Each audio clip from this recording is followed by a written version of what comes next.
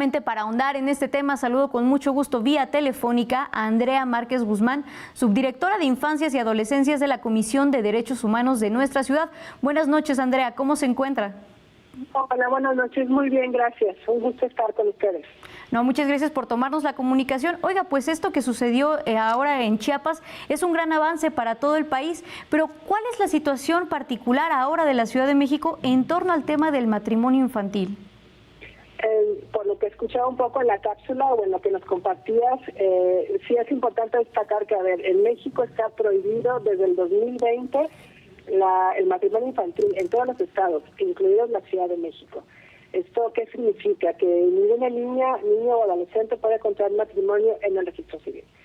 Pero además de esto tenemos un marco normativo también muy robusto para proteger a niñas y niños y adolescentes de cualquier situación violatoria de sus derechos humanos, que tenemos la Ley General de Derechos de Niñas y Niños, que en particular en diciembre del 2023 hizo una adición para adoptar medidas integrales para proteger a las infancias de cualquier tipo de práctica perjudicial que implique una situación de fin de unión forzada o informal y que debe de incluir acciones específicas para apoyarles, sobre todo en aquellos grupos que forman parte de atenciones prioritarias, como son comunidades indígenas, afromexicanas con discapacidad, o que se encuentran en cualquier situación de movilidad o desplazamiento, e inclusive, por supuesto, exclusión social. Pero, bueno, lo cierto es que esto no ha sido suficiente, ¿no? La realidad es que se siguen presentando uniones infantiles tempranas y forzadas. Esto cuando se da entre dos personas en donde una de ellas o las dos tienen menos de 18 años de edad, ¿no? Entonces, hay algunos datos que el propio INEGI nos ha compartido y que es importante destacar, sobre todo por este antecedente que bien referían de la Suprema Corte de Justicia, que desde el 2009 al 2019 tuvo tesis en donde refieren como importante reconocer 3 elementos obligados para haber promovido el matrimonio infantil en toda la República. Por un lado, el interés superior de las infancias como centro estructural. Cualquier decisión tiene que ser siempre el interés de sus derechos.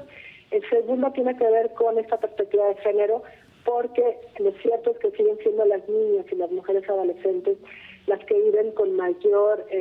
violencia y con mayor nivel de exclusión y delito, esto de lo que llamamos ya previsión como matrimonio infantil, y el otro que tiene que ver con esta referencia que hace a tratados internacionales para eliminar el matrimonio infantil en cualquier situación. Entonces, para el 2019, por ejemplo, se presentaron 25 matrimonios, en donde al menos uno de los contrayentes era menor de 18 años de edad,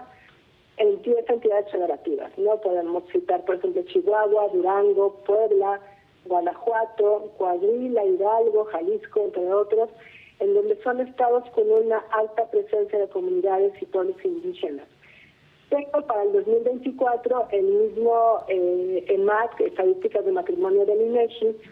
refirió que habían sido solo 7 personas las que comentaron haber tenido menos de 18 años al momento de contraer algún tipo de matrimonio, que puede ser informal, en donde se presentan casos en Michoacán, por ejemplo, en Chiapas, Durango, Nuevo León, Quintana Roo y Sonora. Insisto, son estados en donde hay una alta presencia de comunidades y pueblos indígenas. En ninguno de estos datos se encuentra, por ejemplo, en la Ciudad de México, ¿no? Algo que también es importante destacar es que este tipo de uniones forzadas o tempranas, porque el matrimonio infantil ya está prohibido en México y se tipifica como modalidad de delito, sí afecta de manera directa y considerable a las niñas y a las mujeres,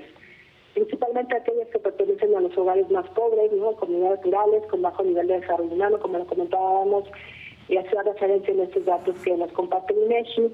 En aquellas niñas, sobre todo que viven en condiciones de situación y de discriminación muy alta,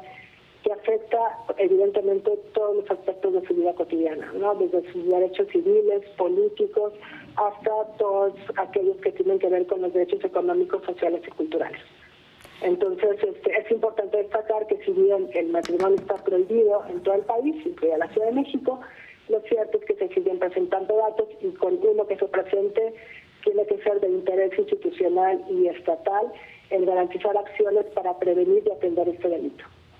Claro, y que también este delito impacta no solamente en el presente de las infancias y los adolescentes, sino que es algo que repercute prácticamente en las condiciones de todo su plan de vida futuro también. Ya mencionaba algunos de los factores como exclusión, pobreza, entre otros, violencia también, que pues están presentes en este tipo de, ahora sí que de relaciones, que ya lo mencionaba, son delitos como tal, están prohibidos en las leyes mexicanas. Además del trabajo que se hace legislativamente, Andrea, ¿qué otro tipo de trabajo se tiene que realizar para cambiar, pues ahora sí que también esto que ya mencionaba, que es cultural de alguna forma en cuestión de usos y costumbres en algunas poblaciones muy focalizadas todavía del país?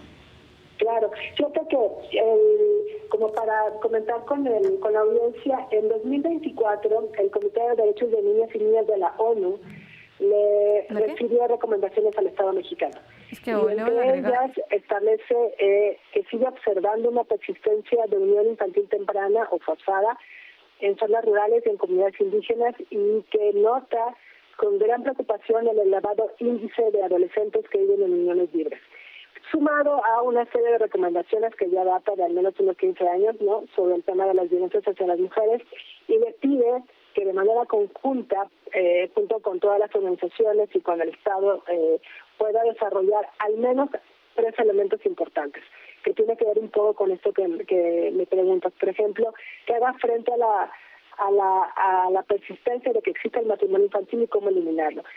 Que ubique su atención particular y focalizada en zonas rurales y en comunidades indígenas,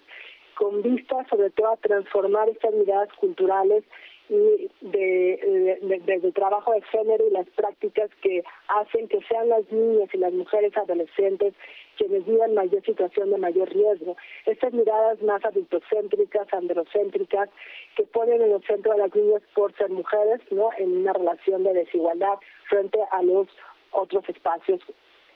ubicados para tales efectos. Que lleve a cabo un estudio completo para recabar datos que establezcan indicadores basados en enfoques sensibles a la dimensión de género y que sea respetuosa a las diferentes culturas de los pueblos indígenas, pero que refuerce también los mecanismos de seguimiento y evaluación para eliminar todo tipo de matrimonio, todo tipo de unión forzada, de unión infantil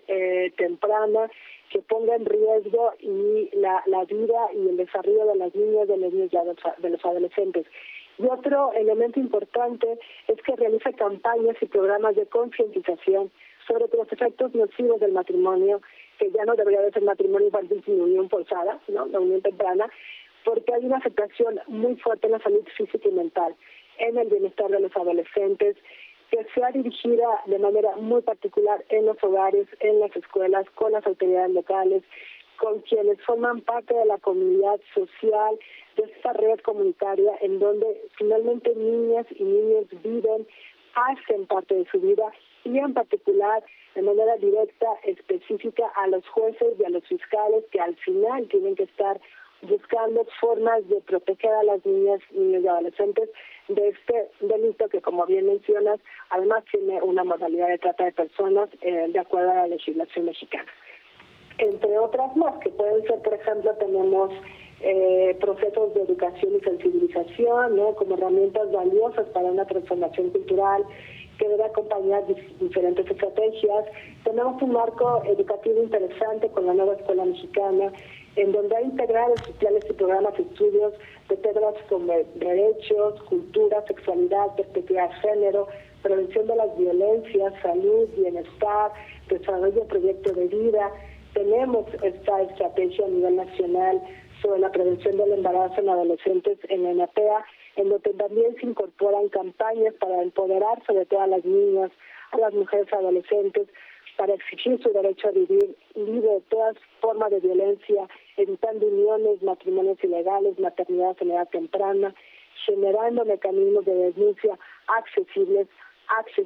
y adecuados, pero sobre todo una pronta respuesta y poniendo en el centro de la participación y su autonomía como